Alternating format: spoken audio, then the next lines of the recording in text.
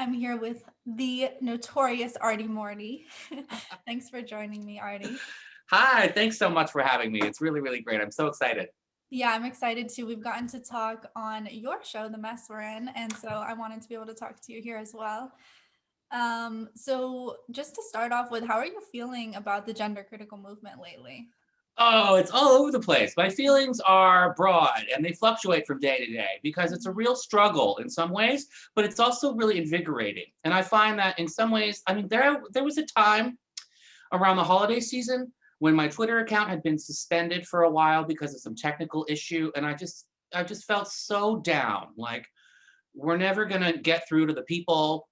This just seems so profoundly depressing what's going on, and just seeing the damage that's being done to young people and to women's rights just really, really brought me down, and I was just like at a real low. But the support that people have shown each other when they are feeling down in this movement has brought me right back up. And quite frankly, when you came on our show, you and MK, you both were talking about how you're so confident that we're going to make a difference. That really profoundly touched me in a major way. And that really brought me lifted me out of the sort of sadness that I was feeling. And ever since then, I'm just gaining this sense of momentum and that it's building and that there's positive movement in the right direction. That this is definitely still a very, very difficult battle ahead of us, and it's going to be exhausting, and there's going to be personal cost to all of us, as you know personally, more than any of us because of what happened to you so scandalously. But there's positives too. So I feel, yeah, it's a real roller coaster of emotion, and I'm not even a woman. So this affects me as a gay man, and it affects me out of concern for the gay community and out of concern for women in general, of course. But the stakes aren't quite as personal for me as they are for so many others. Yeah, but my sense as a gay man and as a supporter of women's rights is that things are turning around slowly but surely, and there's a real sense of camaraderie and togetherness that is really, really lifting my spirits. Yeah. Yeah.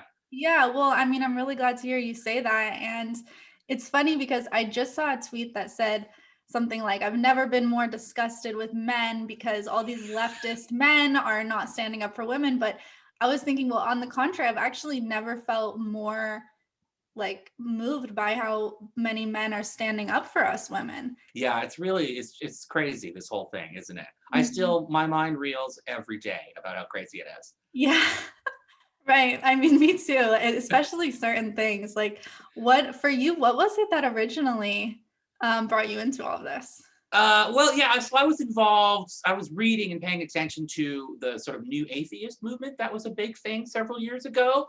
And I was sort of becoming quite disillusioned with that. I'm a big pro champion of science and of reason and of human rights and of, social justice, to use a word that's maybe icky these days. But and I thought that tied into my atheism. This was advocacy for human rights, advocacy for the advancement of women's rights and gay rights, but also, not a hostility necessarily to all religious people. So I was starting to feel there were some tensions within the new atheist movement and things that I was starting to disagree with, and there were some ruptures there. But there is a feminist philosopher who I absolutely admire and adore named Ophelia Benson, and we started trans issues started creeping into the new atheist discussion boards, and she said something just perfectly reasonable and sensible, just mildly questioning some doctrine. I forget what it was. I think it was something along the lines of like, okay, trans women are women seems fine, but in what case? Like, in what sense do we mean? How literally should we take this? Just a very mild question, and eruption, the explosion of anger and hostility towards her, just floored me. It just absolutely dropped me on the floor. My jaw just fell on the floor. I couldn't believe what I was seeing. She was just being so courteous and reasonable, and nothing made any sense. And that's what really started things for me. Like, I've always been familiar with the trans issue to some degree, but I just kind of didn't pay much attention to it. I actually worked at a trans bar for a little while back in the 90s, and I work at a gay bar now, so I'm surrounded by trans people in the gay community. And there's always been a little bit of a sort of uneasiness of like where homosexual transsexuals fit into the gay community at large. There's been a little bit of questions about whether the trans agenda and the gay agenda, if they don't always see eye to eye, but there was a sort of live and let live attitude, like let's just not deal with the nitty gritty of where there might be some tensions, because it doesn't matter in the grand scheme, was my feeling.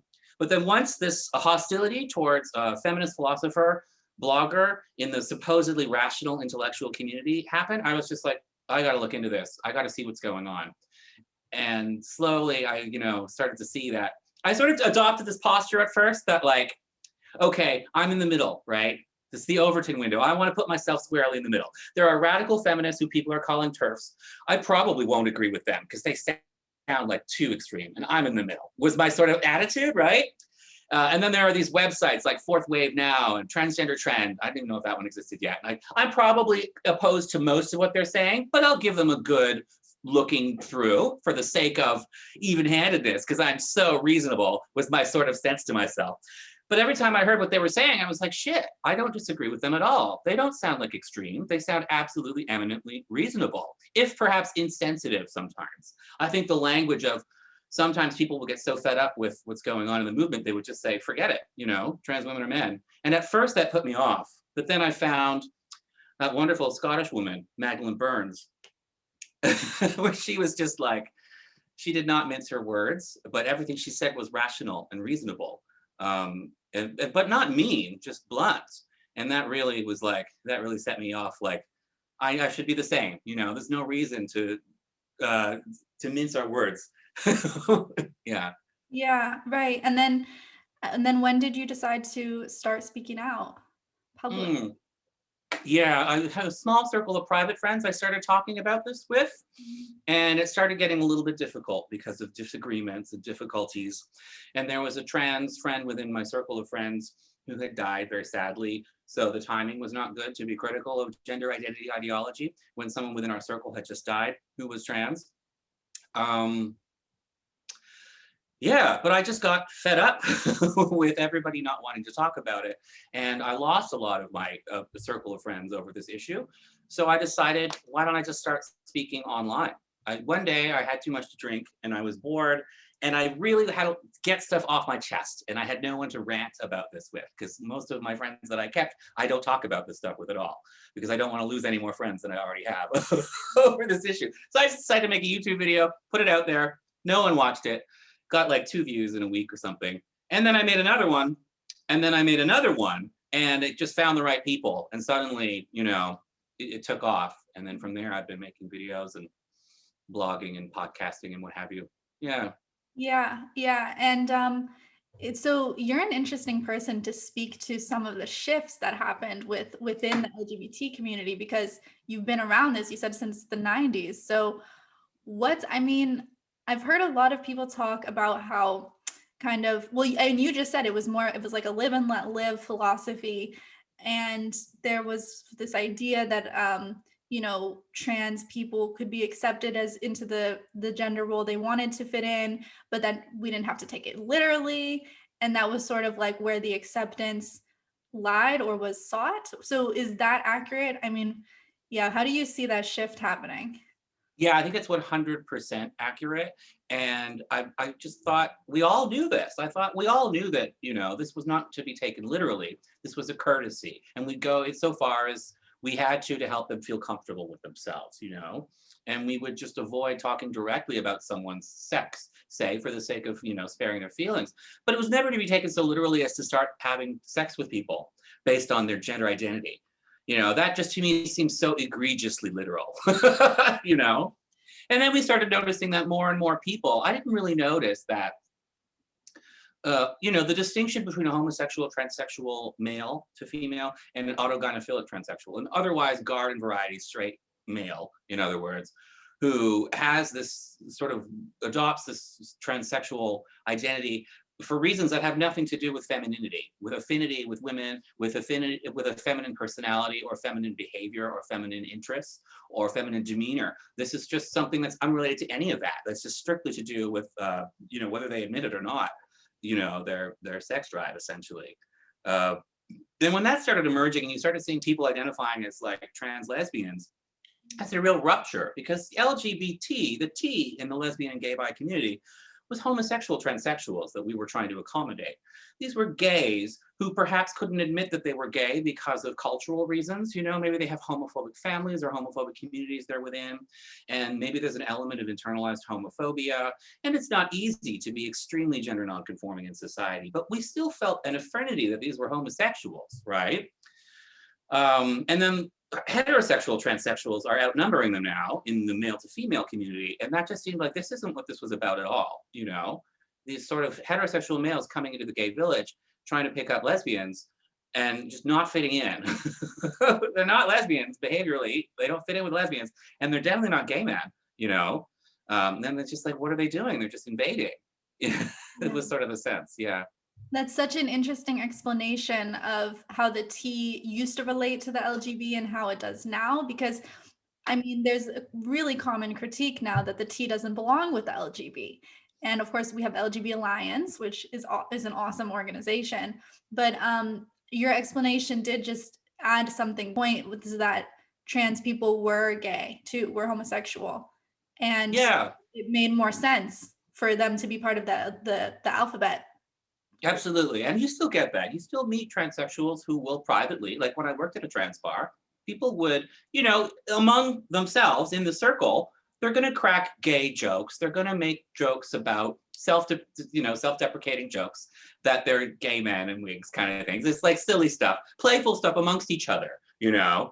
Yeah. There's an acknowledgement that they're a part of the gay community with a lot of these people. Still, you know, there are trans people to this day who are homosexual transsexuals who will acknowledge that they're homosexual males and homosexual females too. Yeah, so I still think there's an affinity there. It's not entirely all for naught. And you see that with the LGB Alliance too. We're focusing on same-sex attraction, be it exclusive or not. So the B is welcome as well as the L and G. And so is the T. It's just that, you know, if you're a homosexual and you identify as transsexual, you're still welcome, you know. We're still advocating for you as a same-sex attracted person, even if you identify as transgender or transsexual. Right. Yeah. And I don't think a lot of people realize that. Well, the detractors definitely don't realize that. Yeah. Yeah. And then there's also this, so it's one of these instances of straight people kind of invading, right? Because another thing that I've been thinking about lately is how, I mean, we're seeing this huge surge, obviously, in FTM, young people, like female to male transitioners. And a lot of them, I think, are attracted to men, which would make them straight women prior to transition. They no longer obviously identify that way. And it's kind of, I think, a known phenomenon that young adolescent girls who are heterosexual commonly are attracted to gay men at first, or sort of effeminate men, like men that they don't consider very masculine or threatening.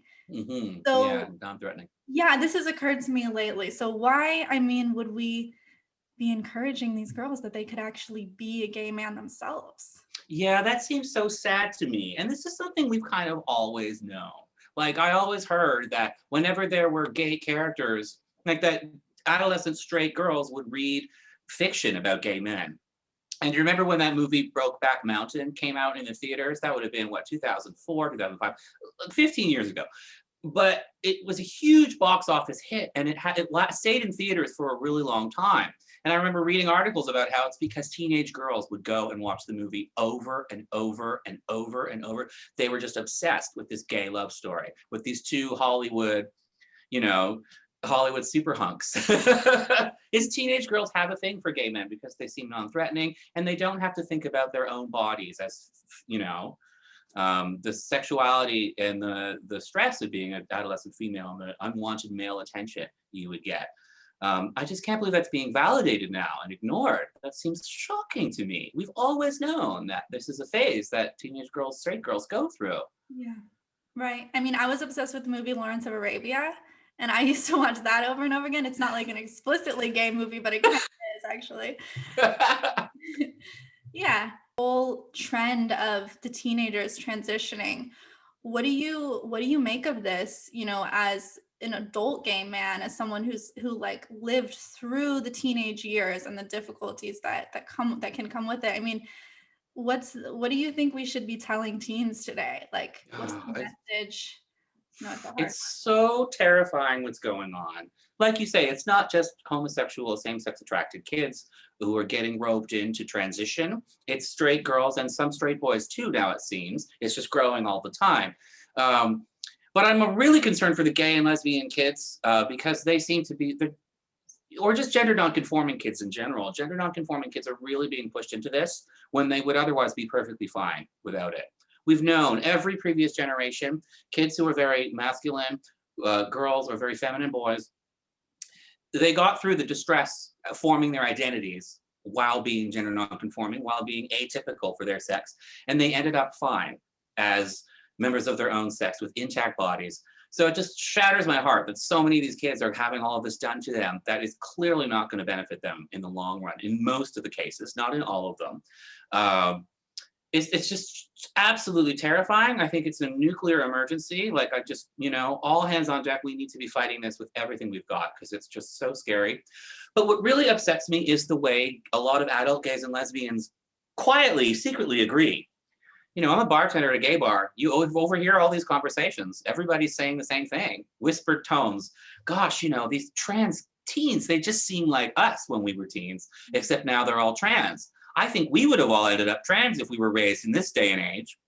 But we've all been trained to just live and let live and to not look too deeply, not pry too far into the sort of contradictions and problems within transsexual ideology, that everybody just kind of stays away and keeps their head down. And I think the time for that is over, because the number of kids, the number of young people who clearly are not going to benefit from transition, who are having this done, we have to stop this. And we have to start looking really hard at gender identity theory and at what transsexualism is. Yeah. The sort of like rumors, or what I heard in Manhattan, was that there were no more lesbian bars at all. Is that, or maybe there was like one left. Is that the same in Toronto? I think there's one in New York, maybe. None in Toronto. Absolutely not. No. Interesting. Yeah. Okay. Yeah, there's not very much gay bars left either, just because Toronto's a big hipster scene. So everybody's more into these sort of integrated hipster bars, Nobody wants to go to an exclusively gay bar because that seems passé somehow. You know what I mean? There's a few left, but they're shrinking very rapidly because people can, and dating apps don't help either. Men can meet and have their rendezvous, arrange everything on the apps so they don't have to go to bars. And when they do go to bars, they're more interested in identifying as, their hipster subcultures than with identifying as their sexual orientation. So it's changing. The landscape's changing. Yeah, I wonder if is there a positive side to that too? That sort of the boundaries are being expanded or blurred? Yeah, there absolutely is. I used to celebrate it. I used to think, that's great. We're not ghettoized anymore. We're integrating into the world. Isn't this wonderful? But there's a downside on the same time, which is that a lot of people really need the support of the gay and lesbian community. Not everybody's happily out of the closet and able to just go out and be comfortable, integrated into the straight community. Some people really do need to spend some time strictly with members of the same sexual orientation, especially if they've experienced a lot of homophobia, And these strictly gay spaces are really necessary, because we're always a minority. It's a very small number of people who are gay. So we really need, even if we can most of the time go out and hang out with our straight friends and just have fun, there will be times where we're gonna wanna go to a gay space and be around strictly gay people, Yeah. Yeah, and that seems valid, that seems legitimate, but then that's being attacked now. Yeah, isn't it crazy? You can't just, it's not like we're saying every gay space has to be exclusively for gays.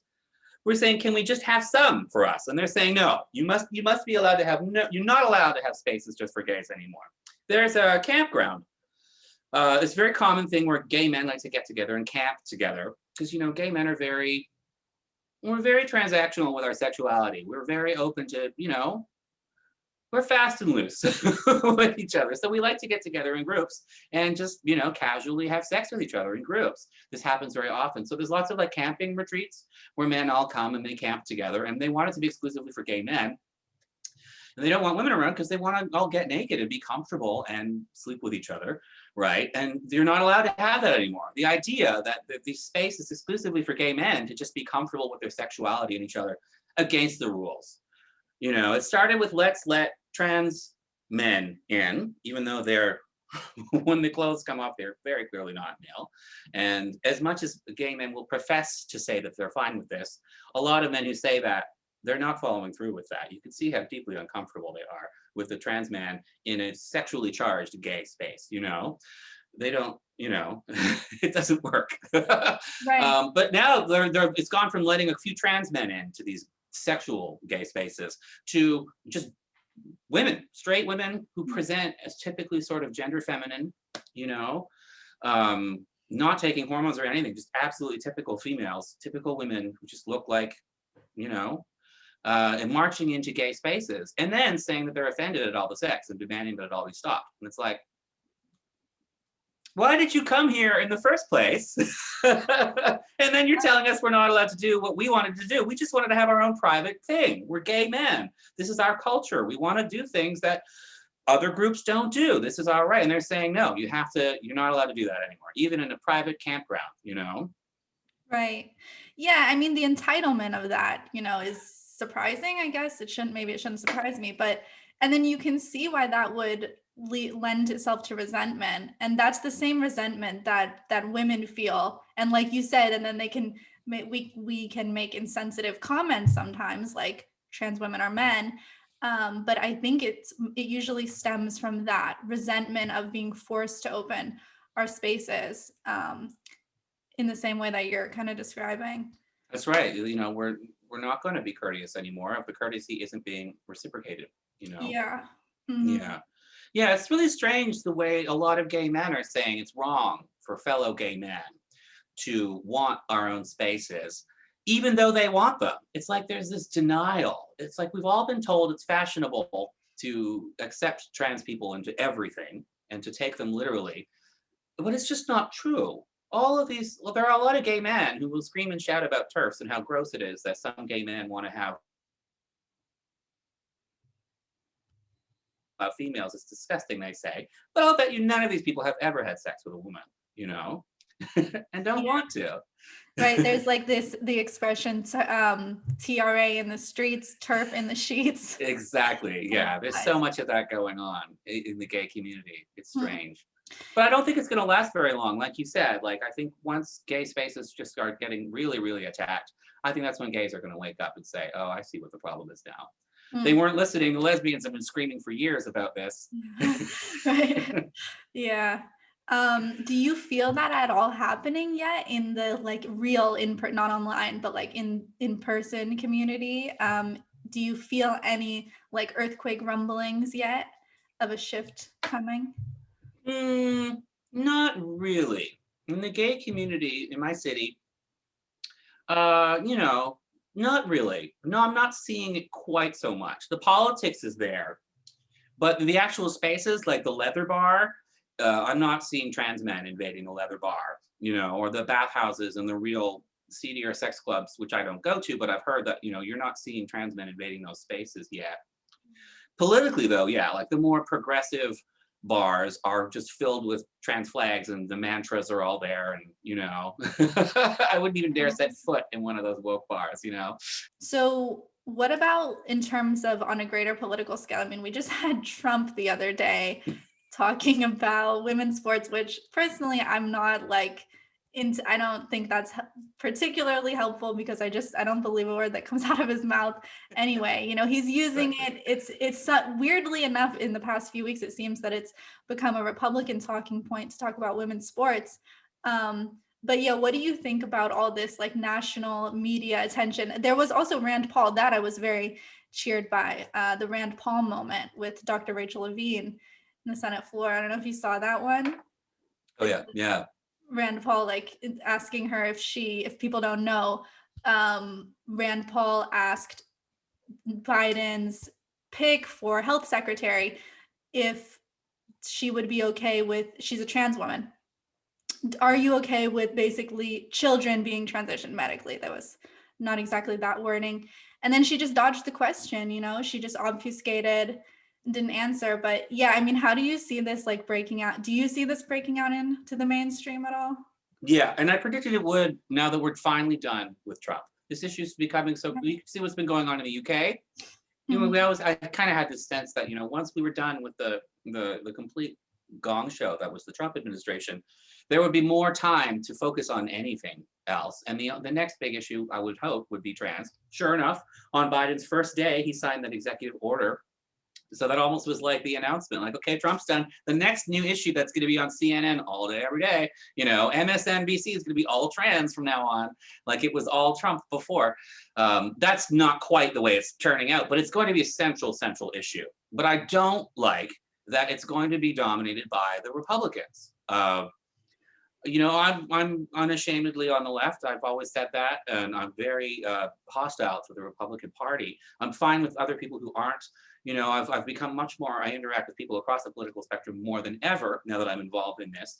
But I personally do not like the Republican Party, and I think a lot of the people we need to reach and get through to are going to not hear these valid arguments when they come out of the mouths of Republicans.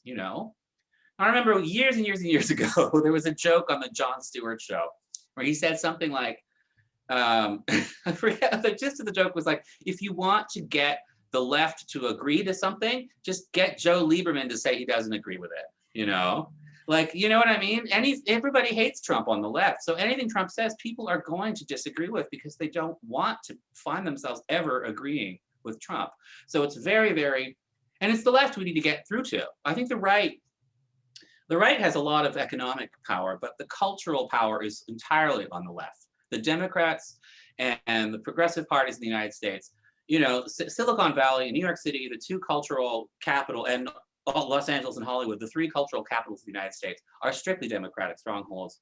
It's the Democrats and the progressives that we need to be reaching with this. And it's almost like we're going to alienate them even more if it's seen as the libertarians and the Trumpians who are pushing this. So that really scares me. I'm scared to see how it's going to come through because we have to see this as a post-partisan issue because it is a post-partisan issue. The US is so partisan. What do you think? You're in the States, you're American. I'm American by birth, but I'm Canadian culturally for the most part. Okay. Okay. Yeah. Yeah. Well, gosh, I completely agree. I mean, I think that it's really a shame because particularly it made me think what you just said about how the Republicans' focus on this is really an adherence to traditional gender roles. And that's so not where, we on the left are coming from with this. We're coming from the opposite. Like we're trying to point out that this is a regressive ideology that's shoving people back into boxes. It's like shoving people back into the closet in some instances. You're just putting them in the opposite boxes, but you're still keeping the boxes there. You're just saying you can switch people around. That's not what we want. Exactly. That was the thing that for me was one of the first sort of like quote unquote peak trans moments or things that made me question gender ideology was noticing how they were just switching boxes. The labels weren't being done away with. They were just being adopted for the other sex. And the Republican thing, it's so difficult because it's like, I want more people to talk about this and I want more politicians to care. But I mean, okay, I'm pretty cynical. I don't think politicians actually care about anything except for like their money, their donors, their corporate donors. But I don't know. I don't know what's going to happen now because like you said, it just polarizes it even more. And Democrats just now are really going to associate gender critical views with the right, which is just so wrong. I mean, like you said, I've become so much more tolerant really of people having all different kinds of political views. And I've become kind of label phobic for myself. Like you said, I don't mind if other people want to use labels, but at the same time, I still do hold to my leftist values. So yeah, it's quite tricky. Yeah, that's such a good point about how they're coming at it from a traditionalist viewpoint.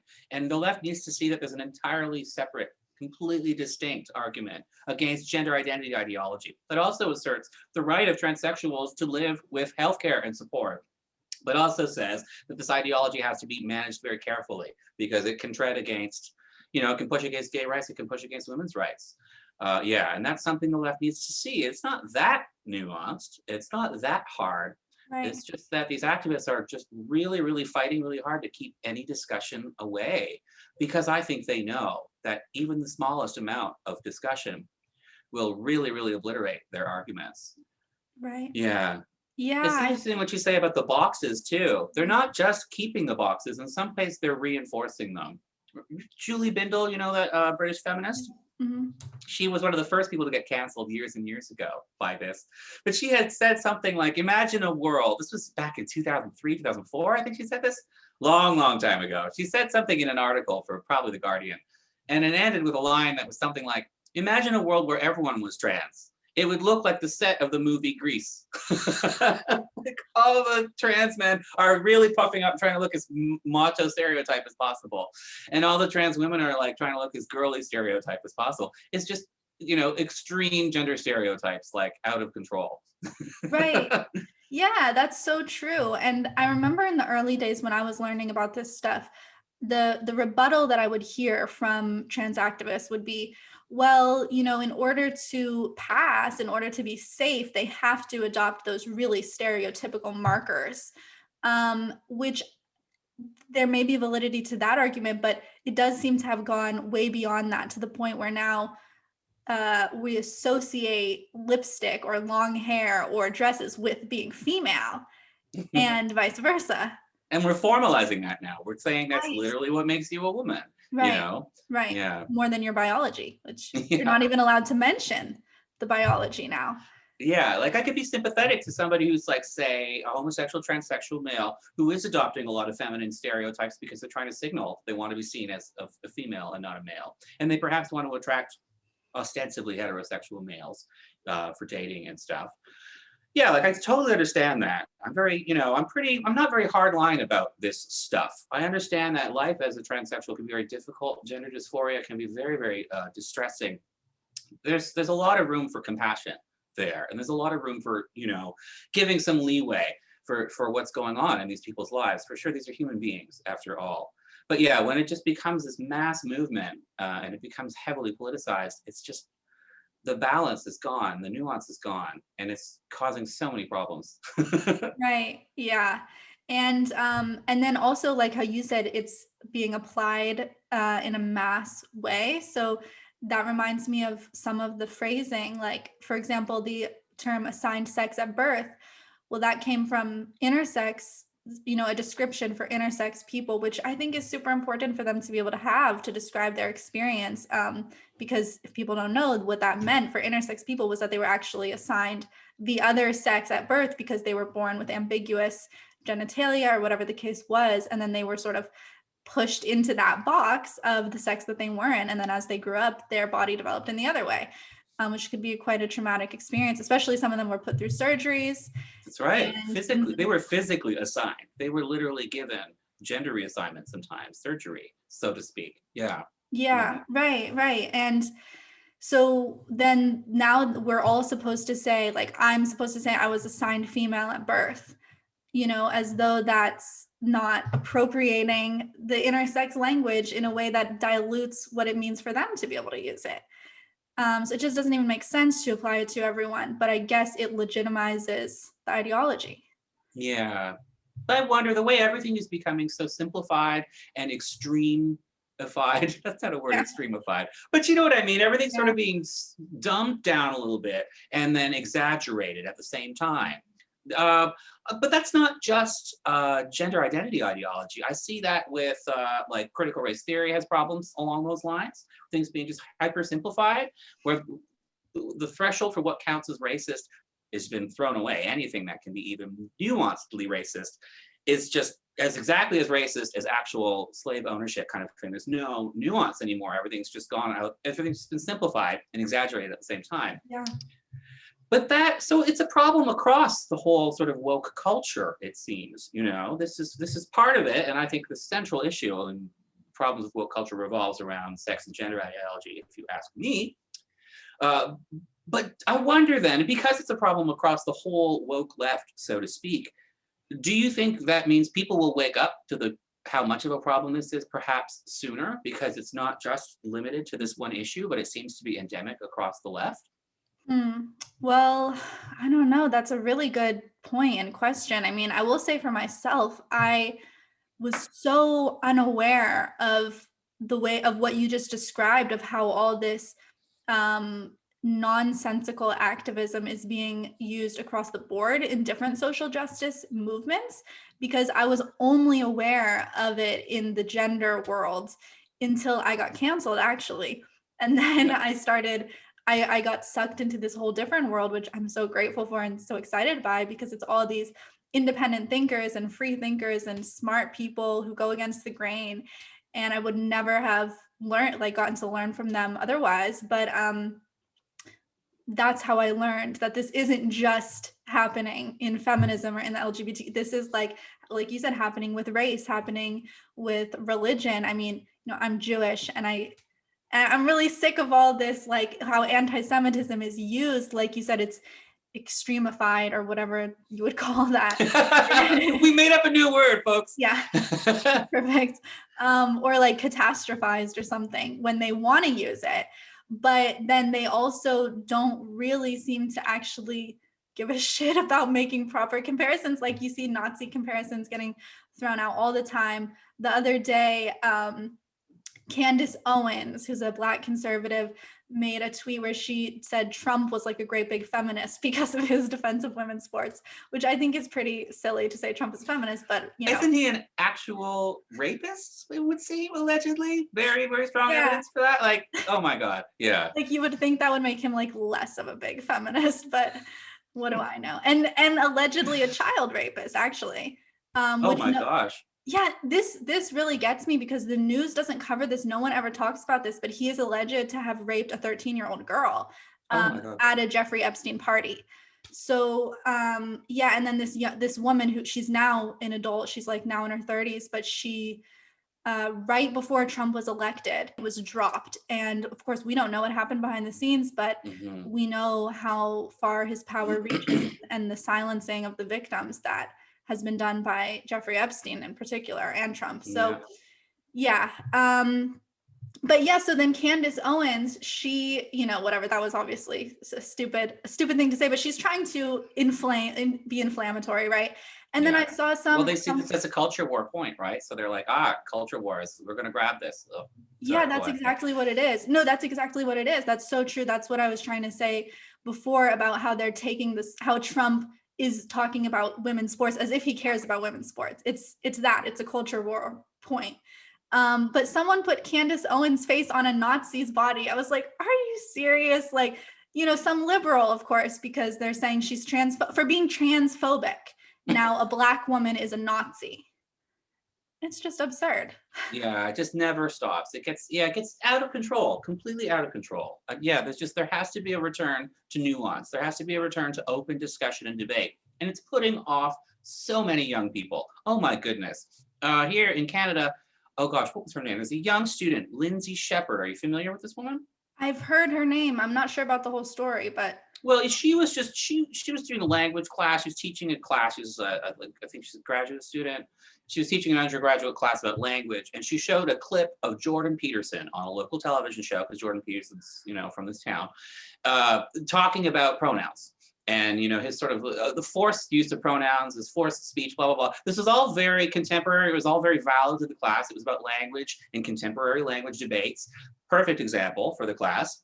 This was on a public access television show. So it's not like some horrifying, you know. But anyways, everyone in the class liked the clip too. She didn't even agree with it at the time. She was considered far on the left, didn't like Jordan Peterson, just thought it was a good example to use in the class. Debate around language. She got hauled into some, some star chamber, some human rights or whatever, the overseers of the human rights student union is or something. She was told she had violated the law. She committed an act of hate. She was told that showing Jordan Peterson in the class was like a violation of human rights law. It's like showing a clip from Canadian national television. So anyway, she was crying, she's freaking out. She secretly recorded this conversation where she was grilled by administrators from her school, and she ended up becoming a hero for freedom of speech on campuses and all of that. But she became radicalized because those students banded against her, and the progressive press just totally attacked her. And Jordan Peterson is such a lightning rod for all this stuff anyways. I shouldn't have even mentioned his name, because now, actually mention his name more. You'll get so many more viewers. Oh my God. Let's talk about Jordan. Let's just talk about Jordan Peterson some more. You're going to get so rich from all the YouTube ads. But anyway, she's been radicalized, and now she seems to be pretty far on the right, just because she's so alienated by the intolerance of the left. She seemed to have had values that we would associate with liberalism and progressivism. And she probably still holds those values, but she's just completely on the right now. And she's just completely disgusted with the label and the identity of the left. And I see that so much with young people. And as somebody who's still on the left and who holds out hope for that, that breaks my heart and it saddens me a lot. Graham Linehan just did an interview with a wonderful young South African woman who was talking about she's also sort of fed up with all of this stuff. You know, she said from about the age of 14, she called herself a social justice warrior, but then she became an anti-social justice warrior. And she said that was actually worse. You know, sometimes the reaction against leftist overreach can be, you know, extreme. The hostility against that can be sometimes worse, because sometimes it means throwing out the baby with the bathwater and going back to homophobia and misogyny, you know? Yeah, absolutely. And I really understand the psychological impulse behind moving to the right when you've gone through something where you've been canceled by the left, because or by the left. But because Yeah, the labels are pretty. yeah, because how can you be on the left if you want to get regular people fired for what for something they said? You know, that's not leftist in my view, which is supposed to have a class consciousness and solidarity with workers. But the reaction that you get when you get canceled for saying something that's not PC for the liberals is you get conservatives being nice to you and like holding out their, you know, welcoming you with open arms. And like I was defended by people like Douglas Murray, or, you know, people, I mean, he's brilliant and, you know, he's on the right, but yeah, he's hot, so sorry. Yeah, so it's There's fine. this ongoing joke where I totally disagree with his politics, but I totally am hot for him. He's like my hate crush. That's Anyways. hilarious. So anyway, back to the point about the right, the conservatives, their understanding, they're more tolerant. It's so weird, but tolerance is really considered a vice on the left to you know, like they actually have, yeah, like they actually think that that it's right to be intolerant of people they don't agree with. Yeah, but now I want to unpack that a little bit, because I can sort of understand that a little bit. I think it comes from this sense that if you're truly, truly oppressed, then these viewpoints that are against you are a threat to your livelihood. So there's this sort of, and this, I would have felt that as a gay person, you know, I really came of age as a gay person at the tail end of the AIDS crisis. So thankfully I didn't really have to experience that firsthand. So I was certainly very, very close to it. And still am, of course, around, and when I know it's got AIDS, HIV, sorry, but yeah.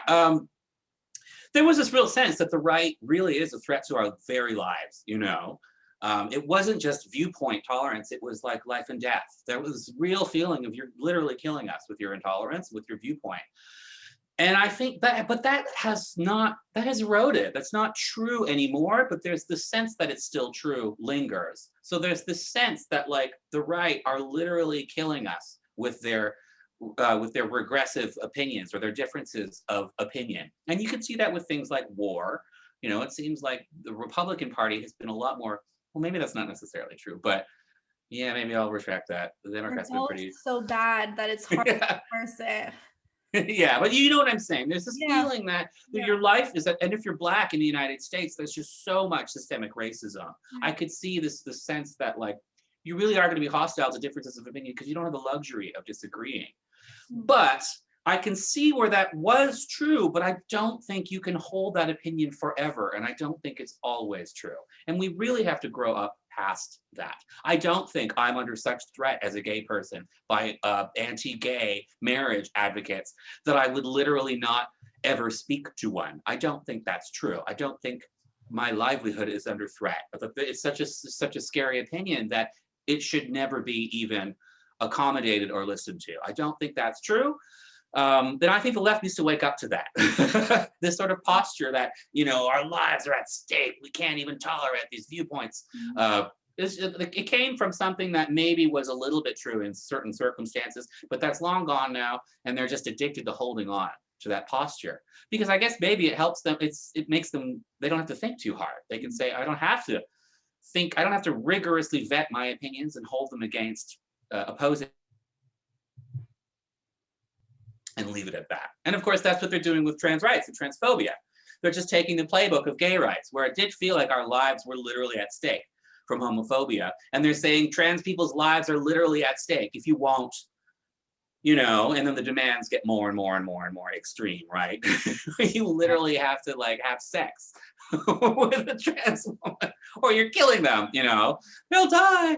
It's just ridiculous. Right. So yeah, so just to tie that back to sort of viewpoint diversity, that's, I think, where the left was coming from and their intolerance for viewpoint diversity. But on the other hand, the right has evolved, and they're much more used to being out of favor with their viewpoints in the cultural mainstream, which I think is dominated by progressive politics in the last couple decades. And I think so that's why they're much more tolerant of viewpoint diversity, because they're much more used to being on the outside of the popular opinion amongst the cultural elites. Does that make sense? Yeah, yeah. And the left, we need to get a taste of that until we get canceled sometimes. It's the first time we're like, I've never been outside of the cultural mainstream's opinion on something, and I've never felt how hard it can be. Right. Yeah, absolutely. It's true when you're the one who is being crushed by the majority, you're the one who really needs free speech. I mean, you're the one who really needs the right to be able to disagree with other people. And it kind of also reminds me of how, and you do need the right to challenge those opinions or those viewpoints as harmful, potentially. Mm-hmm. Yeah, so that's absolutely true. And I They're don't. harmful, that's that word. Sorry, I'm just going to wrap. I know I made a really long point. I promise it's done. But it's just the harmfulness thing, how some points are harmful. We have to be so careful when we apply that. We cannot apply that willy-nilly everywhere. And it's a very, very high bar to say that a viewpoint is harmful. Anyways, yeah, sorry. Yeah. Yes, exactly. Which everything is getting called harmful now, and that's the word. I mean, like I watch Benjamin Boyce's channel, and he does this thing where he like rings a bell every time someone says the word harm. So because he's just like drawing attention to exactly what you just said. And it's also the way that like free speech does have limits. In the US, at least, you know, we do have limits on we do have free speech, but we have limits on it. And but the limits are narrow. You know, it's like you just said, it's a very narrow category of speech that, for example, incites violence. It's not saying that a trans woman is not a woman. That doesn't incite violence. Inciting violence is saying like, go harm that person over there. Very specific and very narrow. So that's true. Like when people want to say it's okay to punch Nazis, they mean actual Nazis, not anyone you deem to be like a Nazi to you, you know? Yeah, exactly.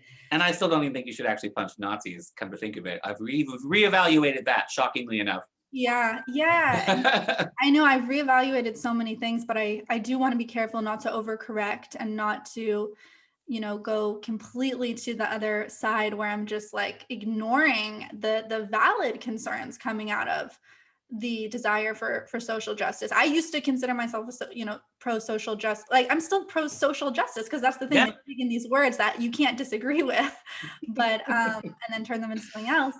But yeah, that's the danger, isn't it, of going too far, maybe, and defining yourself by being an anti-woke. Yeah, anti-SJW, like that woman was saying, DD in South Africa, is being an anti-SJW was worse because you're throwing out everything.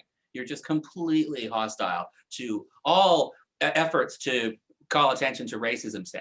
When you might have some criticisms of how the Black Lives Matter movement has evolved, that's not the same thing as saying, you know, I've seen some people, I'm not going to name names, who are prominent figures in the sort of criticism of wokeness who are just starting to just openly mock any discussion of racism and systemic racism, which I find shocking.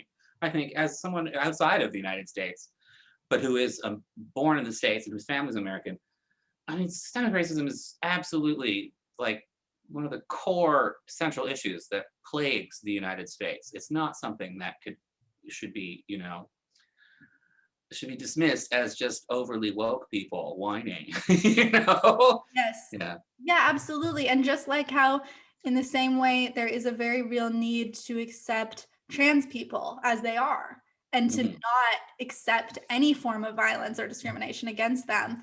But so we don't want to start mocking that desire just because there's this whole other thing that, you know, we don't agree with and we think is totalitarianist and regressive. Yeah, I wonder about a way forward. I've been thinking about class, bringing class back into this. I also grew up very poor and a bit class conscious.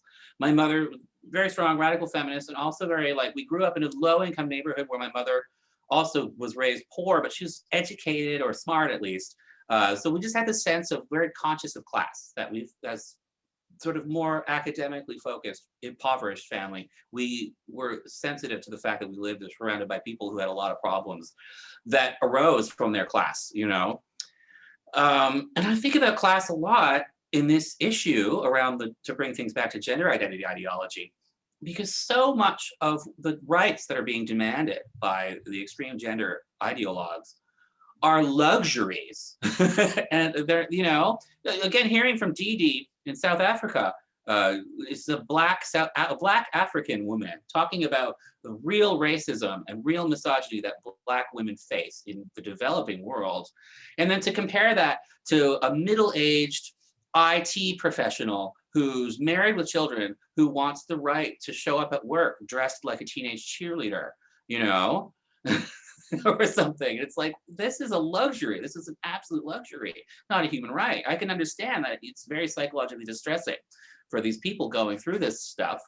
But yeah, so I'd like to bring class into it a bit more. Yeah, absolutely. The class has been so lost. And in discussions of race too, I mean, the idea of white privilege has truth to it. And like you said, systemic racism is a factor in America that we can't ignore. It's historic and it's deep. That's true. But that every single white person has this privilege just for being white and is sort of irredeemably racist. That's the part that it's wrong. And the white privilege thing is what about class privilege? I mean, you know, we've lost that. Like, we've lost the ability to see that a really, really poor white person doesn't have a whole lot of privilege over other people. I mean, it seems to work in favor of those who are at the top because we don't look at them. We don't notice that they're hoarding all the wealth. You know, we just skim over that fact because we're all squabbling amongst ourselves, and because your average poor white person is like the enemy now. Yeah, but I totally noticed that too. Like, where is the class analysis? It's just gone. It's so important. You're so right. It touches on gender identity ideology. It touches on politics, of course. It touches on religion, because a lot of people in the United States, there's not much of a social safety net. So if you're very impoverished, you're probably going to be very closely involved in your local church, and you're going to be adopting the church's maybe probably socially conservative cultural values because you have to, because that's the only community you've got. Yeah, so it kind of really just, yeah, United States has never really addressed class properly, perhaps because of this myth of the self-made, you know, person and all of that. Right. What do you call, yeah. Yeah, and then you've got like this industry of anti-bias training, and the Robin DiAngelo, the white fragility thing.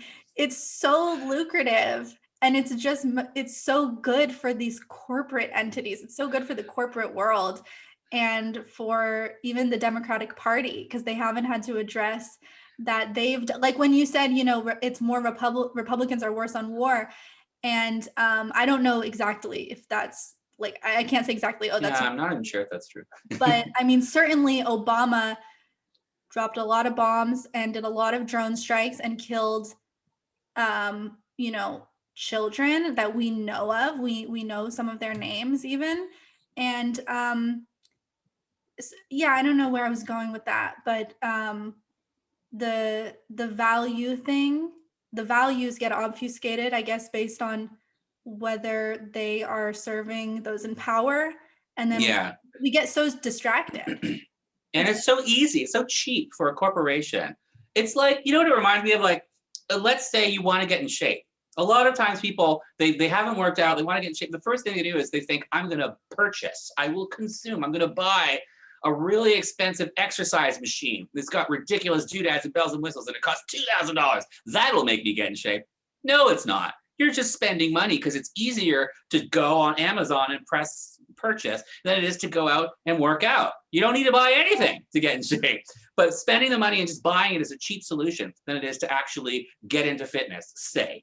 And it's like that. Corporations, instead of dealing with, we have a systemic issue where we have to really address this issue, or we could just purchase a talker, you know, get some TED Talk speaker, get Robin DiAngelo to come and do a talk, Okay, that problem's sorted. It's just like consumer culture. You just consume instead of Yeah. really addressing, you know? Right, that's such a good point. It made me think of another analogy would be like, I want to know something about a topic, or I want to know what this particular philosopher thinks. So instead of like finding some article online or some excerpt or free chapter or PDF online, I'm just going to order their book and then never read it. It feels so good, right? Yeah. So it's like that. And then all the anti-bias training and stuff that they've, like you said, just thrown money at it. It's teaching all the lower people, like all the peons, to blame themselves, and that it's all individually in us, kind of. And that's if you're like a, you know, let's say you're in rural Pennsylvania where the jobs are gone in some Rust Belt place and you're impoverished and you happen to be white and maybe Christian and Republican, and you're just being told, instead of being helped, being given some compassion and sympathy and some help, you're just being told you're the problem. I would be livid. I would be furious, you know? Right. Yeah. Right. We need to be getting healthcare, basic. I mean, personally, I'm in favor of a universal basic income. We need to just be getting some kind of support for people. They lose everything they have if they get sick, if they have medical bills. It's just insane. Oh, the stories you hear of people. I mean, I've been poor my whole life. Oh my God, I've never had money. Actually, there's a period there where I was like married, had a house. There was a few years where I actually had money. It was nice. But before that, growing up, I had none. Now I'm not married anymore. I have no money again. But for a little while there, it felt nice. But yeah, like most people live. You hear the stats that like one $500 bill would wipe someone out, you know? And now with coronavirus, it must be horrifying. I don't know what the support is like in the United States for people who are out of work because of the pandemic. People are dying, you know, like I cannot imagine. Yeah. I'm very lucky. In Canada, the government did get that right. The second the pandemic started, it was like flat 2,000 for anyone. If you're out of a job, even if even all the technicalities of whether you made enough or not enough money for the normal employment bureaucracy, they're like, forget it. This is an emergency. 2,000 a month for everybody. We'll sort it out later. Yeah. Because this is important. People are out of work. Like a quarter of the country's out of a job, you know? Right. But in the United States, like people were already struggling before the pandemic. You know, minimum wage doesn't barely exist in some places, and there's no health care. God, it's just so scary. Yeah. Right. And then for the cultural elites to be coming to these people and saying, you know, well, the problem is you have white privilege. It's so insulting. Yeah. Right. And they've made so much money off the pandemic. I mean, like, they've gotten so much wealthier. Amazon, for example, Jeffrey Bezos, he's made so much money off of this. And they it kind of brings us back to gender, because the pharmaceutical companies, there are billions to be made, right, for transitioning so many people. And like you briefly mentioned before, that transition might be the right thing. It is for some people. I mean, it's just not on this mass scale. And there's so much money to be made, because when someone transitions, if they choose to take hormones, they have to take them forever. That's right. That industry. Is that something that you're looking at? I know you guys have interviewed a lot of people and talked about this, but yeah, I mean, I don't want to. There are a couple of people online who really want to focus on the sort of follow the money angle. That there are some very rich billionaires who have been at the front of pushing this agenda, and that's a very interesting, very interesting line of research. But I want to be careful, because I don't think it's strictly like a big pharma conspiracy story. I don't want to simplify the story of this whole complex mess into, big pharma. That's a big part of it, but it's just so much more complicated than that. It's got to do with the systemic sexism against women and girls, and the way women and girls are being pornified. I think porn plays a big role in this. It's got to do with that we still haven't really resolved our discomfort with homosexuality and gender nonconformity in society. There's a lot of things that I think we should really be discussing, all of this stuff. But absolutely, for sure, the market is huge, absolutely huge, for sure. It's a huge one. But yeah, I'm just always cautious to go too far into that, because it's just one part of the whole puzzle. Right. Yeah. It reminds me of, actually, I had Zach Elliott on here. I don't know if you know him. He's you know him. Okay. Yeah. He's like a lay biologist, kind of. He's like a self-taught biologist. And he talks about the univariate theory versus the multivariate theory, or not a theory isn't the right word, but model. Univariate Okay. model would be there's just one reason or one explanation for something. So, for example, what defines biological sex? He says we have to look at the multivariate answer. Like it's your gametes. I think that it always kind of comes back down to gametes. So it Right. explains it. But there's your chromosomes, your hormones, your secondary sex characteristics, and your gametes. So yeah, he talks about that multivariate. So anyway, I think we could apply that socially and politically too, the Yeah. multivariate model. Yeah, absolutely. I would say I think that's brilliant. I love that. I love those terms. It sounds like a cool episode of Star Trek. But like the multivariate, I saw that episode, pretty sure.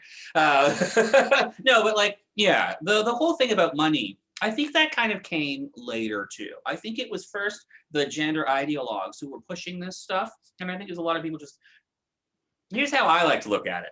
Okay, this is weird. And this is a weird theory I'm going to throw out there. Okay. Have you heard of cargo cults before? Are you familiar with these? No. Okay, cargo cults are a strange phenomenon. These islands in the South Pacific, these very isolated islands in the middle of the South Pacific, have all these unique indigenous cultures in them. And most of them had very little, almost no interaction with the outside world for the longest time, until the Second World War, when there was all of this activity in the Pacific Ocean because of the war, and the United States Army was inhabiting all of these islands with these temporary military bases, and all these tribes would be sort of watching from the bushes while the US along the beaches was building runways and erecting temporary air traffic control towers, and planes were landing, and there were soldiers marching. And all of this happened during the war. There was some interaction with the villagers and the indigenous cultures on these islands. They didn't understand what was going on. So after the war was done and the army packed up and left, a lot of these villagers developed cults where they thought, okay, if we build runways and we recreate planes out of bamboo and build air traffic control towers out of bamboo, the gods will deliver cargo. So they all started trying to reenact and reproduce what they had seen, but from a sort of not understanding it. So they were literally building like radios out of coconuts and things, and marching in green uniforms and trying to reproduce everything they had seen the army doing in the hope of those planes landing and delivering cargo, as what had happened during the war. And I thought that's a really fascinating way of looking at when you don't understand something and you're trying to make sense of it, you end up, when you get things wrong, it can lead to very bizarre religious groups, right? So these cults erupted all over the South Pacific, where they thought if we just reproduce what we saw of the army, the gods will bring us cargo. And that reminds me a little bit of gender identity ideology. It's this bizarre cult where these people, they're experiencing emotions they don't understand. I'm picturing autogynephiles, ordinary straight guys who suddenly have this deep sexual compulsion to imagine themselves as women. And they don't understand why, they don't understand the science of it. So they develop this almost folk mythology where they're like, I know it's because I have a gender soul of a woman. And then they're going online and they're sharing with their communities on Tumblr and Reddit and what have you. All of there's built this folk mythology, and of course a big dollop of postmodern academic theory in that too. And this is just this giant sort of folk religion that is these people's way of interpreting something that really should properly be understood scientifically in sexological terms. But instead it's like this folk cult mythology that has sprung up. And it reminds me of these innocent indigenous tribes not understanding the Second World War and building these folk mythologies around it. So that's how I think things started. It's just a sort of folk belief to try to understand something that should be more properly looked at through a scientific lens. But then the money came along afterwards. It was after the folk religion got a foothold on the world. That's when endocrinology societies and what have you took hold, and so surgeons started realizing how much money there is to be made in transing young people and in transgender medicine. That's what I think. Right. That makes sense. And that's really interesting about that it started with this, and it sort of became this like pseudo-religious idea to explain a real phenomenon that we don't understand. And it's also something where I guess maybe that was an easy explanation for us to adopt without questioning traditional gender roles, to say if there are these men who have this feeling and they have this experience, because they are experiencing this sensation, this thought, or whatever it is, that they feel like a woman or they desire to be a woman. What is that? Instead, we've just said, well, they are a woman, which requires us to redefine what a woman is, or to just undefine it. Really, it's like just this vague, nebulous concept. It's formless and shapeless, or whatever it was that Exactly. Yeah. said. But yeah, that's really interesting. Yeah, I'm trying to look at it in those terms, that this is a folk sort of a folk understanding of what should be seen as a scientific phenomenon. Wow. That's me always trying to elevate the science, you know? Yeah, right. Because you have people like Deborah So, who talks about this she's a sexologist, I think, and she talks about, she's very compassionate and I think understanding of the trans experience, but she does come at it from that scientific viewpoint of like, well, what's going on here? And isn't that what I love that. I think sexology is so fascinating. And Deborah So has a colleague named James Cantor, who's someone I'm acquainted with in the real world because he's here in Toronto. And he's very fascinating to me when people look very apply strict scientific principles to the study of sex and sexual attraction and the sexual phenomena, and really going into places that make people uncomfortable, like the phenomenon of pedophilic sexual attraction and other dangerous paraphilias. Really, really looking at them with a scientific lens, I think, is so useful and helpful. And yeah, I wish, sex is one of these topics that it's very, very, there's so much taboo around it. It touches on so I think it's really amazing when scientists get in there and really study it with proper objective scientific lenses, touching on studying this thing that is at the center of the human experience, but is always at the periphery, is always kind of hiding under the surface of culture because it's improper to have it out in the open, right? Yeah. Yeah, and that makes me think of how the autogynephilic men, it's so taboo to even admit that exists. And there are some who are just open and they're like, yes, this is what I have. This is what this is. And then I think now I'm forgetting, was it Dr. Zucker who coined the term AGP, the autogynephilic? It was Blanchard. Zucker and Blanchard are both also here in Toronto, and they're like best friends. But Zucker worked with pediatric trans, worked with young people with gender dysphoria, whereas Blanchard was a researcher who studied transsexualism at large and coined the term in the 80s. Okay, yeah. So thank you. And I remember reading that he didn't coin that term to be disparaging. He didn't coin the term to insult these men. He was actually working with these men and trying to give them a name for what they were experiencing. But now it's beyond an insult to say that AGP exists from the perspective of the trans activists. Yeah, which is so strange because reading Anne Lawrence, have you read Anne Lawrence at all? No. Are you familiar with Anne Lawrence? No. Anne Lawrence is a transsexual autogynephilic psychologist who is a friend of Blanchard's and a researcher. And Anne Lawrence, I'm going to use feminine pronouns for her because I have a lot of respect for her. She wrote a book called Men Trapped in Men's Bodies, where she came across the concept of autogynephilia that Blanchard had been writing about. And she just was like, struck like a bolt of lightning. She's like, this is me. This is exactly right. Finally. And she is an extraordinary researcher and a great psychologist. So she put together hundreds of case studies of autogynephiles and compiled them all into this amazing book, this resource called Men Trapped in Men's Bodies, where it's just a bunch of anecdotes of autogynephiles in their own words, describing their feelings, their experiences, and their innermost thoughts. And it's so humanizing of the condition. You really understand these people, and it's such a valuable book because it really humanizes the phenomenon of transsexualism. And what she said was how it's so important that transsexuals understand what it is. How like the best thing that happened to her was to put a name to her condition, Right. But yeah, so many transsexuals who are autogynephilic don't want to admit it because there's this thing where the drive to fulfill your sex drive will override the drive to achieve mental health balance, you know? Sometimes your own drive to fulfill your sex drive will get you in trouble, and you're not going to want to listen to the rational part of your brain that's going to say you need to curb these sexual habits, or you need to put these into balance with other parts of your life. You'll just run, you know, this is what happens with men. Their sex drives can be so strong. This is why there are so many sexual crimes are committed almost invariably by males. This is why men are always getting in trouble and cheating, because their sex drives just, their drive to listen to their sex drive and ignore everything else gets in the way of their own happiness a lot of the time. And I think this is happening with these autogynephiles who don't want to admit that that's their condition. That to admit that they're autogynephiles would diminish their sexual satisfaction a bit, but it would enlighten their whole lives, because then they would achieve balance and comfort and all the mental health problems that so many transsexuals have because they're constantly in denial about reality. I think they'd handle them so much better, you know? Mm-hmm.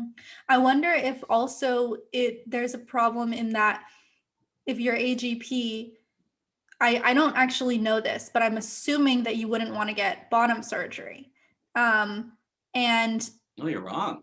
oh, really? Okay. I think a lot of autogynephiles really want bottom surgery. But anyway, sorry. Yeah. But wouldn't that end their ability to get off?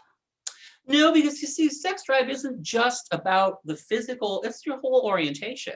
So it's like, you know, it's more to, I like the idea that it's seen as a whole total orientation.